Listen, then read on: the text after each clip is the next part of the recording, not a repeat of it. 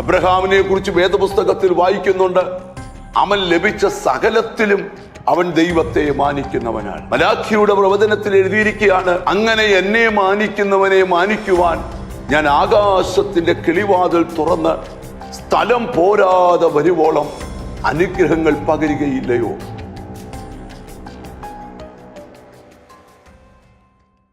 എല്ലാ മനുഷ്യരും ആഗ്രഹിക്കുന്ന ഒരു കാര്യമാണ് ദൈവത്തിന് മഹത്വം കൊടുക്കുക എന്നുള്ളത്. സങ്കീർത്തനത്തിലൊരു വാക്യമുണ്ട്, അവന്റെ നാമത്തിന് തക്ക മഹത്വം കൊടുക്കുക. ദൈവത്തെ മാനിക്കുക, ദൈവത്തിന് മഹത്വം കൊടുക്കുക, ദൈവത്തെ ബഹുമാനിക്കുക എന്നൊക്കെ ഉള്ളത് ഒരു ദൈവ പൈതൽ എപ്പോഴും ദൈവസന്നിധി ചെയ്യുന്നതാണ്. വേദപുസ്തകത്തിൽ ഒരു വാക്യമുണ്ട്, എന്നെ മാനിക്കുന്നവരെ ഞാൻ മാനിക്കും. ആര് ദൈവത്തെ മാനിക്കുന്നുണ്ടോ അവനെയും അവന്റെ സന്തതിയെയും ദൈവം മാനിക്കും.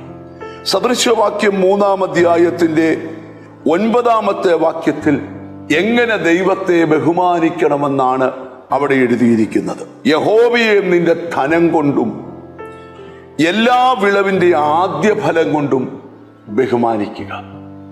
നമ്മുടെ ജീവിതത്തില് സ്തുതി സ്തോത്രം മാത്രമല്ല, സ്തോത്രം പറഞ്ഞ് നമ്മൾ സ്തുതി പറഞ്ഞ് ആരാധിച്ച് ഒക്കെ നമ്മൾ ദൈവത്തെ ബഹുമാനിക്കാറുണ്ട്. എന്നാൽ ഇവിടെ ജ്ഞാനികളിൽ ജ്ഞാനിയായ ശലോമോൻ 3-ാം അധ്യായത്തിൽ വിവരിക്കുകയാണ്, നിന്റെ ധനം കൊണ്ട് ദൈവത്തെ നീ മാനിക്കണം. മാത്രമല്ല നിന്റെ വിളവിന്റെ എല്ലാം ആദ്യ ഫലം കൊണ്ട് നീ ദൈവത്തെ മാനിക്കണം. അങ്ങനെ ദൈവത്തെ നീ ബഹുമാനിച്ചാൽ നിനക്കുണ്ടാകുന്ന അനുഗ്രഹങ്ങളാണ് താഴത്തെ വാക്യങ്ങളിൽ വെളിപ്പെടുത്തിയിരിക്കുന്നത്. അബ്രഹാമിനെ കുറിച്ച് വേദപുസ്തകത്തിൽ വായിക്കുന്നുണ്ട്, അവൻ ലഭിച്ച സകലത്തിലും അവൻ ദൈവത്തെ മാനിക്കുന്നവനാണ്.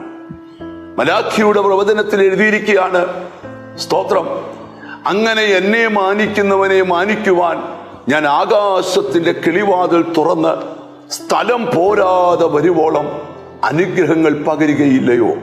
എപ്പോഴും ഓർക്കണം, നമുക്ക് സമ്പത്തുണ്ടാക്കാൻ ശക്തി തരുന്നവൻ ദൈവമാണ്.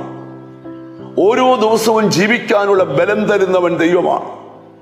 ദൈവം തന്നതല്ലാതെ നമ്മുടെ ജീവിതത്തിൽ ഒന്നുമില്ല.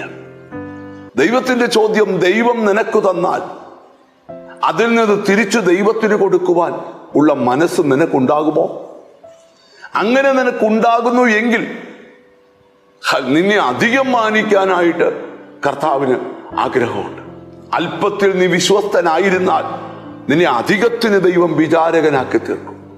നമുക്ക് സമ്പത്ത് തന്നത് അതിൻ്റെ ഒരു ഭാഗം കൊടുത്ത് ദൈവത്തെ ബഹുമാനിക്കാനാണ്. ആരോഗ്യം തന്നത് ആരോഗ്യത്തിനൊരു ഭാഗം ദൈവത്തിന് കൊടുത്ത് ദൈവത്തെ ബഹുമാനിക്കാനാണ്. നമ്മുടെ ജീവിതത്തിൽ സമയങ്ങൾ തന്നത് എപ്പോഴെങ്കിലുമൊക്കെ പ്രാർത്ഥിക്കുമല്ല, സമയം കണ്ടെത്തി അല്പനേരം ദൈവസന്നിധിയിൽ കാത്തിരുന്ന് പ്രാർത്ഥിക്കണം. അത് അനുഗ്രഹമാണ്. ഞാൻ ഇന്ന് വചനം പറയുമ്പോൾ ആ വാക്യം ഒരിക്കൽ കൂടെ പറയുക, യഹോവയെ നിന്റെ ധനം കൊണ്ടും എല്ലാ വിളവിന്റെ ആദ്യ ഫലം കൊണ്ടും ബഹുമാനിക്കാം. കണ്ണുകളെ അടച്ചാട്ട്, ഞങ്ങളുടെ കർത്താവേ, സ്വർഗസ്ഥ പിതാവേ, അങ്ങ് തന്നല്ലതാ ഒന്നും ഞങ്ങൾക്കില്ല. ഞങ്ങൾക്ക് തന്ന എല്ലാ നന്മകൾക്കും നന്ദി. ഞങ്ങൾക്ക് തന്നതിൽ നിന്ന് ദൈവത്തിന് കൊടുത്ത് ദൈവത്തെ ബഹുമാനിക്കുവാൻ ഞങ്ങൾക്ക് കൃപ തരണം. എന്നോട് ചേർന്ന് പ്രാർത്ഥിക്കുന്ന മക്കൾക്ക് വേണ്ടി പ്രാർത്ഥിക്കുന്നു. അവരെ ദൈവം അനുഗ്രഹിച്ചാട്ട്, പിതാവിൻ്റെയും പുത്രന്റെയും പരിശുദ്ധാത്മാവിന്റെ നാമത്തിൽ ഞാൻ അവരെ അനുഗ്രഹിച്ച് പ്രാർത്ഥിക്കുന്നു. അവർ അനുഗ്രഹിക്കപ്പെടട്ടെ, യേശു ക്രിസ്തുവിൻ നാമത്തിൽ തന്നെ, ആമേൻ. ബഹുമാനിക്കേണ്ട പോലെ ദൈവത്തെ ബഹുമാനിക്കാം. ദൈവം വലിയവ ചെയ്യും. God bless you.